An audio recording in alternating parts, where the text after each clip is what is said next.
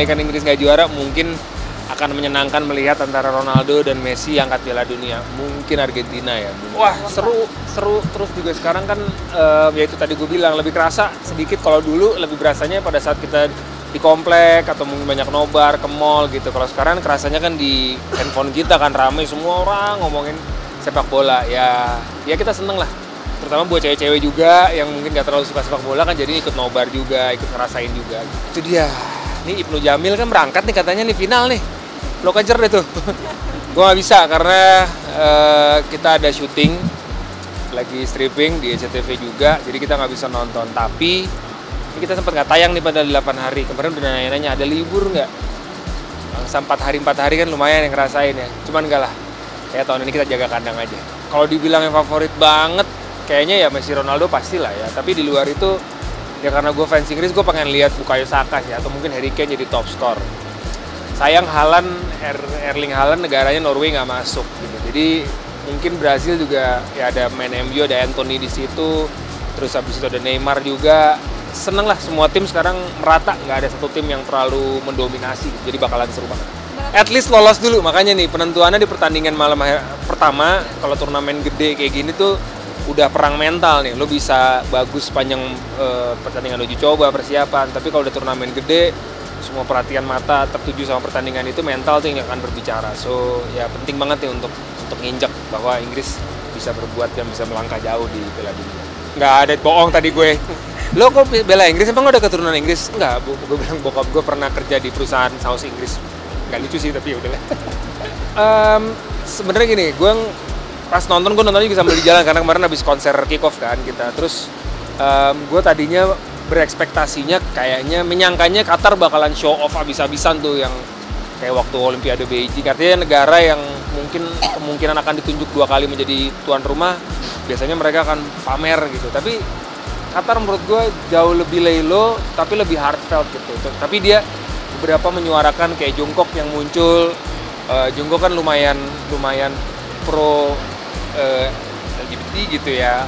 Ada dan Qatar dituduh nggak boleh, jadi kayak ke diversity, keberagaman. Terus ada Morgan Freeman sama si Ganim itu, jadi lebih touchy lah menurut gue. Ya jarang kita nonton opening ceremony terus kita kita tersentuh gitu, terus disandingkan sama Morgan Freeman yang kita tahu di setiap film dokumenter narasinya dia tuh suara getarannya tuh kita selalu menyimak dan dibikin tone-nya bahwa ya kita negara yang banyak dituduh ini tapi Qatar bilang kita menyuarakan keberagaman. Terus habis itu ada adegan, gue merinding. Jadi menurut gue kayak opening ceremony yang jauh dari kata megah banget, cukup megah tapi nggak yang terlalu wah, tapi menyentuh.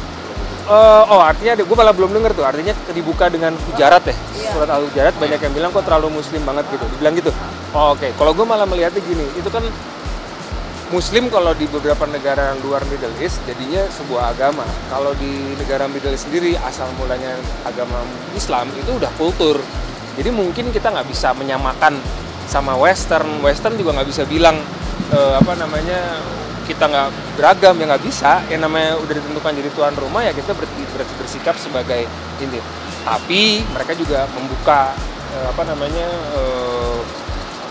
peluang buat orang diverse untuk masuk ke dalam negara Qatar, negara Muslim, dan tidak pernah ada masalah gitu. Ya sama lah kayak kita Muslim masuk ke negara non-Muslim, kita juga menyesuaikan dengan keberagaman kefahaman kan. Baru lihat tadi, ternyata dia berangkat nonton Inggris sama Iran. Posisi duduknya juga enak banget tuh. Oke sih, enak banget. Ya dia punya waktu sih untuk berangkat. Kemarin salah satu yang paling terbukti kan teknologinya kepake waktu kemarin pertandingan pertama tuh, Qatar lawan Ekuador. Menit ketiga, Enner Valencia langsung golin, dan sebelum gol itu terjadi langsung dianulir. Habis gol itu langsung dianulir karena posisinya offside.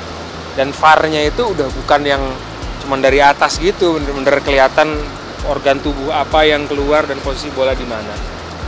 Pro dan kontra sih sebenarnya teknologi dalam sepak bola. Banyak orang yang bilang teknologi itu menjelaskan keabu-abuan dalam sepak bola. Nggak ada lagi nanti gol tangan Tuhan, nggak ada lagi offside, nggak ada lagi bola udah ngelewatin.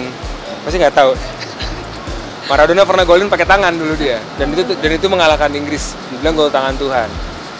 Gol yang ngelewat gawang atau enggak, dulu Lampard pernah waktu lawan Jerman tahun 66 juga Inggris pernah juara Piala Dunia karena ada keabu-abuan itu. Akhirnya ada teknologi yang menjelaskan bahwa ya udah nih gol atau enggak, pelanggaran atau enggak. Tapi ada juga yang bilang bahwa keabu-abuan itulah yang menjadi bagian daripada sepak bola itu. Well, ya itu ini masing-masing. Kalau gue lebih suka yang pasti sih. Gue bisa mengakui gue kalah kalau emang itu bukan gol gitu kan, atau mungkin itu gol gitu sih kalau gue. Apa dong?